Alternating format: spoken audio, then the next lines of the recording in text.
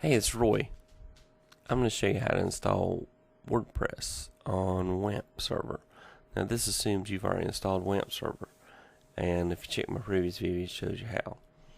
Okay, and the reason you might want to do this is because you are wanting to test things on your WordPress site, but you don't want to negatively affect your site that you have hosted.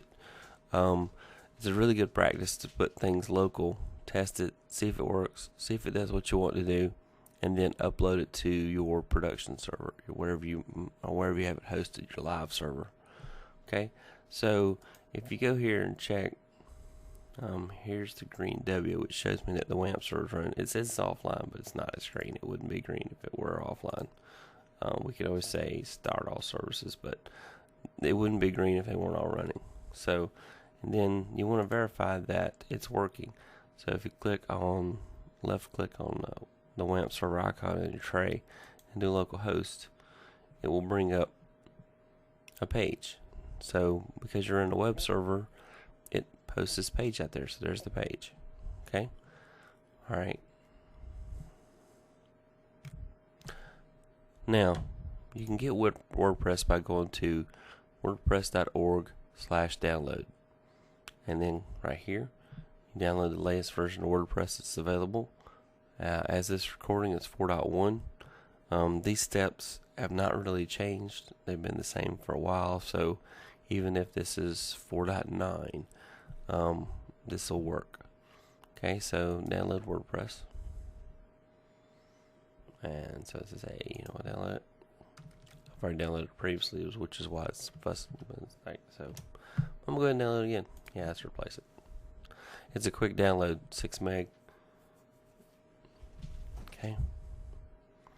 So now I'm going to choose show in folder, and I'm going to extract out this zip file.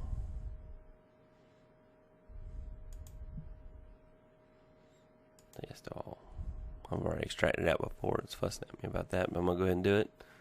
I use 7-zip as my compressor utility, but Windows 7 and 8 do have a built-in expander, so you can always right click and say expand if it's a zip file. It'll do it for you. Okay, so by modified date, there it is. Alright, so I'm going to cut this folder, and the WAMP server installs by default into a folder called WAMP, and any of the pages that it displays out as a web server are under the www directory. So I'm going to double click there,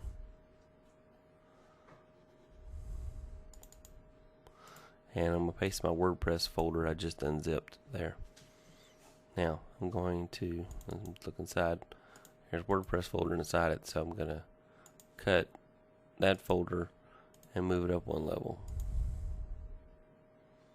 And I'm going to get rid of the WordPress 4.1 folder. And I'm going to rename this one. I'm going to rename it to site. Okay, so I've done that. Now, oops, I'll show you in a minute. Here is our web page, and I'm going to type in site. So this will be localhost/site. Anytime you see localhost, that means it's hosted on your machine. Okay, and we're going to go into the world famous 5-minute WordPress setup. Okay, wants to know what language. My language is English, you pick yours. Okay, now this is important.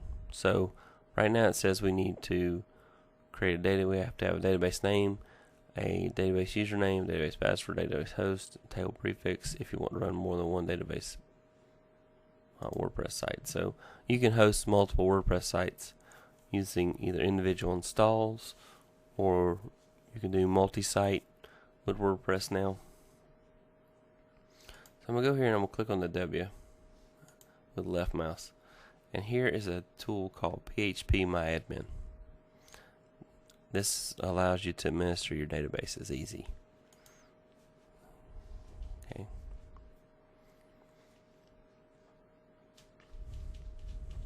Alright, so we're going to click on databases, and we're going to create a new database.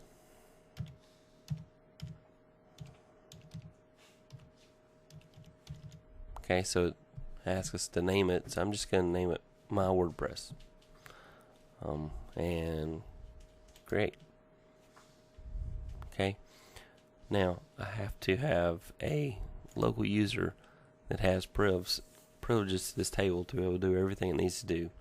So I clicked on that database, so here I am in my local database, and I've created a database, My WordPress, and I'm going to go to privileges. Okay, and I need to add a user. And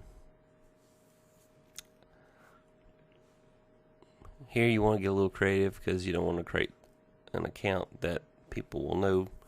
A lot of people use admin, and that's not something you want to do anymore. So I'm going to just do Bubba. Why not? Okay, and then for security purposes, we're going to say local. That means, you know, if somebody tries to use the account Bubba somewhere else to connect to our database, they can't do it. And that's very important from a security standpoint. You want to give the least privilege. And then I'm click here on generate, and it's going to give me a password. And so copy and paste that.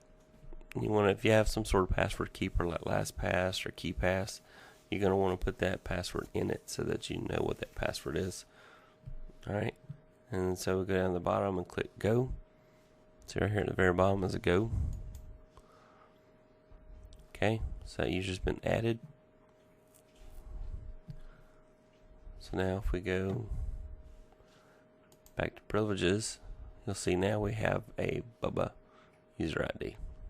Okay, alright, so we'll go back to the WordPress configuration, and it's like, you know, it's ready for us to fill in the information. So here we go. This is a quick install now. Database name, I'm going to change that. Oops. Okay. Username, Bubba. Password. We're going to paste that password that we copied. Alright. I do not recommend allowing it to do the WP underscore because so many hackers have kind of determined what that's the default pattern for table prefixes. So I like to put something there to make it different.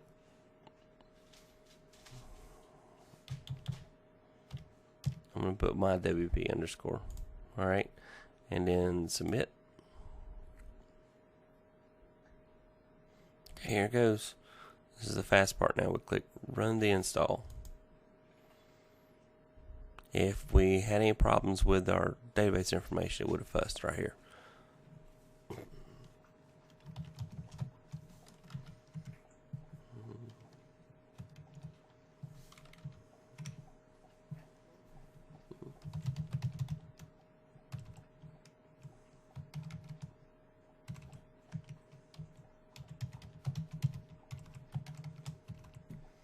You want to type the most cryptic password you possibly can and still be able to use it. You definitely want to make sure you keep up with it. And you can use Chrome if you're working local. Have Chrome remember your password so you don't have to type it in all the time. That's a big help. But you want to create a very complicated password because hackers will rattle the locks on your front door just to see. A lot of times it's not to be malicious, they just want to prove they can do it. And so it's very important that you put in a very complicated password with letters and numbers and symbols. But you want to make it something you can remember because, you know, you want to fall in love with your website so that you spend time with it and grow it and post content so that people want to come see it. So why have a website if you're not going to give it all the effort it needs?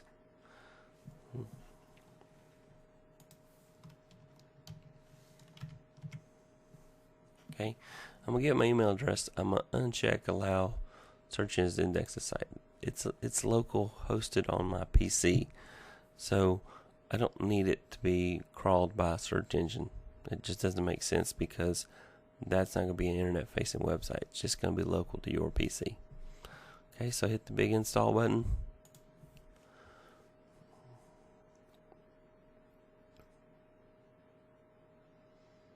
Okay, and oh sure, thanks. And so now we do our login.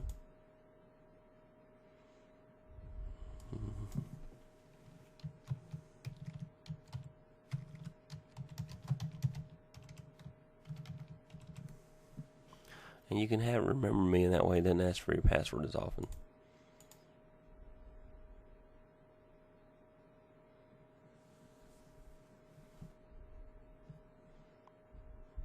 Okay, and that's it. Now I got WordPress set up.